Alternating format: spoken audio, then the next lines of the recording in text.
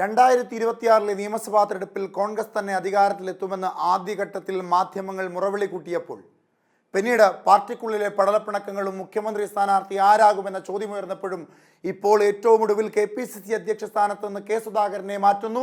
അവിടേക്ക് ക്രൈസ്തവ വിഭാഗത്തെ പ്രീതിപ്പെടുത്തുന്ന ഒരു നേതാവിനെ കൊണ്ടുവരാൻ പോകുന്നു എന്ന ചർച്ചകളെല്ലാം കൊടുമ്പിരി കൊണ്ടപ്പോൾ 2026 കോൺഗ്രസ് ഇനി അധികാരത്തിലേക്ക് എത്തണമെങ്കിൽ കുറച്ചുകൂടി വിയർക്കണമെന്ന തരത്തിലേക്ക് വാർത്തകൾ അടിമുടി മാറുന്നു. അവിടെ മാധ്യമങ്ങൾക്കും ഒപ്പം KPCC അധ്യക്ഷ സ്ഥാനത്ത് നിന്ന് കെ സുധാകരനെ മാറ്റിയതിലുമൊക്കെ കൃത്യമായ അഭിപ്രായവും മറുപടിയും പറയുകയാണ് മുൻ KPCC അധ്യക്ഷനും കോൺഗ്രസിലെ മുതിർന്ന നേതാവുമായ രമേശ് ചെന്നിത്തല. അദ്ദേഹത്തിന്റെ വാക്കുകൾ കേൾക്കാം. പാർട്ടിക്ക് ഗുണകരമായ തീരുമാനമാണ് ഹൈക്കമാൻഡ് എടുത്തിട്ടുള്ളത്. കേരളത്തിലെ കോൺഗ്രസ് പാർട്ടിയെയും UDF-നെയും ശക്തിപ്പെടുത്താൻ ഈ തീരുമാനം ഉപകരിക്കും എന്നാണ് എൻ്റെ വിശ്വാസം. മാധ്യമ വാർത്തകളിലൂടെ കഴിഞ്ഞ 2 ദിവസമായി കോൺഗ്രസിനെയും UDF-നെയും പൊതുജന മധ്യത്തിൽ വളരെയേറെ മോശമാക്കിക്കൊണ്ടിരുന്ന ഒരു സാഹചര്യം ഉണ്ടായിരുന്നു. പക്ഷേ അതൊന്നും വസ്തുതയല്ല എന്ന് ഇപ്പോൾ ജനങ്ങൾക്ക് ബോധ്യപ്പെട്ടിരിക്കുന്നു. ഇത് ഒരു കാര്യം സൂചിപ്പിക്കുന്നു, നമ്മുടെ മാധ്യമങ്ങൾ കുറേ കൂടി ഉത്തരവാദിത്തം കാണിക്കണം എന്നുള്ളതാണ് ഇതിലൂടെ പുറത്തു വരുന്ന കാര്യം. കോൺഗ്രസ് പാർട്ടിയിൽ തീരുമാനമെടുക്കുന്നതിന് മുമ്പ് തീരുമാനം ഇന്നതാണ് എന്ന് പറയുന്ന ഈ രീതി ശരിയല്ല എന്നാണ് എനിക്ക് പറയാനുള്ളത്. സാധാരണഗതിയിൽ ഞാൻ മാധ്യമങ്ങളെ വിമർശിക്കുന്ന ഒരാളല്ല. പക്ഷേ കഴിഞ്ഞ 2-3 ദിവസങ്ങളായി കേരളത്തിലെ മാധ്യമങ്ങളിൽ വരുന്ന വാർത്തകൾ കോൺഗ്രസിനെ ദുർബലപ്പെടുത്താൻ വേണ്ടി മനഃപൂർവ്വം ഉണ്ടാക്കിയതാണ് എന്ന് സംശയിക്കേണ്ടി വരും.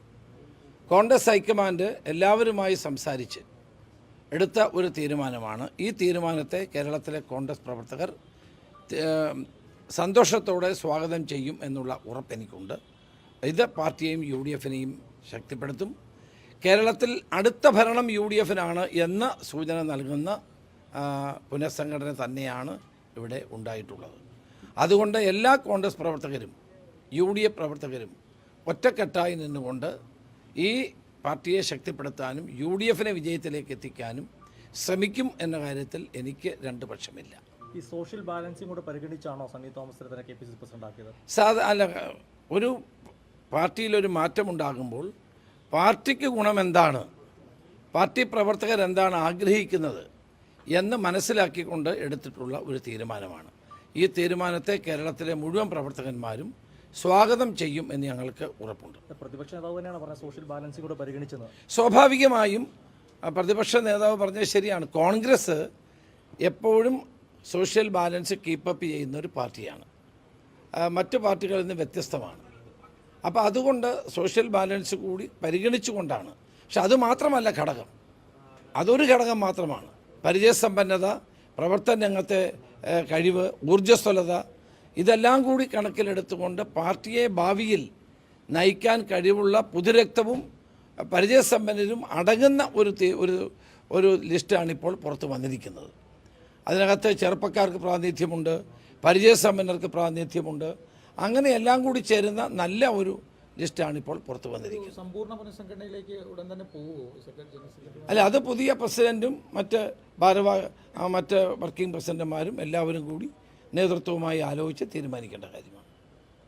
ഏതായാലും കേരളത്തിലെ കോൺഗ്രസിനെ പറ്റി കഴിഞ്ഞ കുറേ ദിവസങ്ങളായി വന്ന അഭ്യൂഹങ്ങളൊക്കെ തെറ്റാണ് എന്ന് തെളിയിച്ചുകൊണ്ട് പ്രത്യേകിച്ച് നമ്മുടെ സാമൂഹ്യ മാധ്യമങ്ങളിലൂടെ പുറത്തു വന്ന ധാരാളം വാർത്തകളുണ്ട്. ആ വാർത്തകളൊക്കെ തെറ്റാണ്. തന്നെയുമല്ല, 4 വർഷക്കാലം ശ്രീ കെ സുധാകരൻ്റെ പ്രവർത്തനവും മികച്ചത് തന്നെയായിരുന്നു, ഒരു സംശയവുമില്ല. അദ്ദേഹത്തിന് കോൺഗ്രസ് വർക്കിംഗ് കമ്മിറ്റിയിലെ പെർമനൻറ്റ് ഇൻവൈറ്റി ആയിട്ട് അദ്ദേഹത്തെ നിയോഗിച്ചിരിക്കുന്നു. അതും അദ്ദേഹത്തിൻ്റെ പ്രവർത്തനത്തിനുള്ള അംഗീകാരം തന്നെയാണ്. അതുകൊണ്ട് എല്ലാവരെയും ഉൾക്കൊണ്ടുകൊണ്ടുള്ള ഒരു നല്ല തീരുമാനമാണ് കോൺഗ്രസ് ഹൈക്കമാൻഡ് എടുത്തത്. ഉൾപ്പെടെയുള്ളവരെല്ലാം തൃപ്തരായിരിക്കുമല്ലോ എല്ലാ പ്രവർത്തകരും, കോൺഗ്രസ് പ്രവർത്തകരും? അല്ല, നമ്മളിപ്പം ആൻ്റണി ആ സ്ഥാനത്തേക്ക് വരണമെന്ന് ആഗ്രഹിച്ചവരുണ്ട്, പാർട്ടി പ്രവർത്തകരുണ്ട്. പക്ഷേ പ്രസിഡന്റ് സ്ഥാനത്തേക്ക് നമ്മൾ ഒരാളെ മാത്രമല്ല തീരുമാനിക്കാൻ കഴിയുമോ? അതിൻ്റെ അർത്ഥം ആൻ്റണി മോശക്കാരനാണെന്നുള്ള അഭിപ്രായമൊന്നും എനിക്കില്ല. 4 തവണ ജയിച്ച ആളാണ് ആൻ്റണി. അപ്പോൾ അദ്ദേഹത്തിൻ്റെതായ സ്വാധീനവും ജനപിന്തുണയും ഉണ്ട് എന്ന കാര്യത്തിൽ സംശയമില്ല. പക്ഷേ പാർട്ടി തീരുമാനിക്കുമ്പോൾ ഒരാളെ എല്ലാം തീരുമാനിക്കാൻ പറ്റുമോ? ഈ സോഷ്യൽ ബാലൻസിംഗ് എന്ന് പറയുന്നത് ശരിയാണോ? കാരണം MMSN മാറി അവിടെ അടൂർ പ്രകാശ് വന്നിട്ടുണ്ട്. അല്ല, അതല്ല, അത് സാമൂഹ്യമായ ബാലൻസ് കൂടി പരിഗണിക്കുക. അത് മാത്രമല്ലെന്ന് ഞാൻ പറഞ്ഞല്ലോ. അത് മാത്രമല്ല, അത് കാരണങ്ങളിൽ ഒന്നായിരിക്കും. പക്ഷേ പാർട്ടിയെ ശക്തിപ്പെടുത്താനും വരുന്ന പഞ്ചായത്ത് തിരഞ്ഞെടുപ്പിലും നിയമസഭാ തിരഞ്ഞെടുപ്പിലും ഊർജ്ജസ്വലമായി പാർട്ടിയെ മുന്നോട്ട് കൊണ്ടുപോകാൻ കഴിയുന്ന ഒരു നേതൃത്വത്തെയാണ് ഇപ്പോൾ പാർട്ടി ഹൈക്കമാൻഡ് തീരുമാനിച്ചിട്ടുള്ളത്. അതിനെ പാർട്ടി പ്രവർത്തകരും കേരളത്തിലെ UDF നേതാക്കളും പ്രവർത്തകരും സമ്പൂർണ്ണമായ പിന്തുണ നൽകും എന്ന കാര്യത്തിൽ സംശയമില്ല. വരാൻ പോകുന്ന പ്രവർത്തകരുടെ തെരഞ്ഞെടുപ്പാണ്. പ്രവർത്തകരുടെ തെരഞ്ഞെടുപ്പിൽ പ്രവർത്തകർ ആഗ്രഹിക്കുന്ന ഒരു മാറ്റം ഇവിടെ ഉണ്ടായിരിക്കുന്നു. മാത്രവുമല്ല, പഞ്ചായത്ത് തെരഞ്ഞെടുപ്പിൽ വൻ വിജയം നേടണം, അത് കഴിഞ്ഞ് നിയമസഭയിൽ വിജയം നേടണം.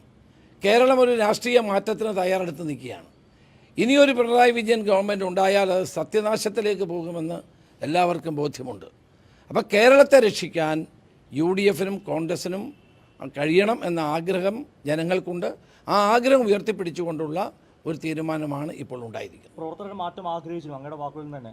അതല്ല, ഊർജ്ജസ്വലമായ നേതൃത്വം ഉണ്ടാകാൻ വേണ്ടിയിട്ടുള്ള തീരുമാനമാണ് ഇവിടെ. അങ്ങനെയാണ് പറഞ്ഞത്, പ്രവർത്തകർ ആഗ്രഹിച്ച മാറ്റം അങ്ങനെയാണ് പറഞ്ഞത്. യൂത്ത് കോൺഗ്രസിൻ്റെ അതൃപ്തി ഉൾപ്പെടെ അക്കോമഡേറ്റ് ചെയ്തിട്ടുണ്ടല്ലോ. അല്ല, യൂത്ത് കോൺഗ്രസിൽ അങ്ങനെ പ്രത്യേക അതൃപ്തിയൊന്നുമില്ല. പിന്നെ പുതു നേതാക്കന്മാർക്ക് പുതിയ രക്തത്തിന് പിന്നെ കോൺഗ്രസ് എന്നും പ്രാധാന്യം കൊടുക്കാറുണ്ട്. അപ്പോൾ അതുകൊണ്ട് പുതുതായി വന്നിട്ടുള്ള വർക്കിംഗ് പ്രസിഡന്റുമാർ ചെറുപ്പക്കാരായ ആളുകളാണ്. അവരുടെ ഊർജ്ജസ്വലമായ നേതൃത്വം കൂടി പാർട്ടിക്ക് പ്രയോജനപ്പെടുത്തത്തക്ക നിലയിലാണ് ഇപ്പോൾ തീരുമാനം ഉണ്ടായിട്ടുള്ളത്. തലമുറ മാറ്റം സംസ്ഥാനത്ത് എപ്പോഴും തലമുറ മാറ്റം എന്ന് പറയാം. കഴിഞ്ഞ തവണയും തലമുറ മാറ്റം എന്നാണ് പറയുന്നത്. അതുകൊണ്ട് ശരിയായോ? ഞാനത് ഏതായാലും അതൊന്നും ഞാൻ പറയുന്നില്ല. പക്ഷേ കഴിഞ്ഞ തവണ തലമുറ മാറ്റം പറഞ്ഞ് ഇപ്പോഴും അങ്ങനെ അത് ഞാൻ പറയുന്നില്ല. ഇപ്പോഴേ ഒരു മിനിറ്റ് പറഞ്ഞു കഴിഞ്ഞിട്ട് എന്നാൽ പിന്നെ നിങ്ങൾ ചോദിക്കുക. അപ്പോൾ ഇപ്പോഴുണ്ടായിരിക്കുന്നത് ഊർജ്ജസ്വലമായ നേതൃത്വം പാർട്ടിക്ക് ഉണ്ടായിരിക്കുന്നു. അത് പാർട്ടിക്ക് ഗുണം ചെയ്യും. വരും ദിവസങ്ങളിൽ പാർട്ടിയെ ശക്തിപ്പെടുത്താൻ ഇത് സഹായിക്കും. അത് UDFനും വലിയ കരുത്ത് നൽകുന്ന ഒന്നായി.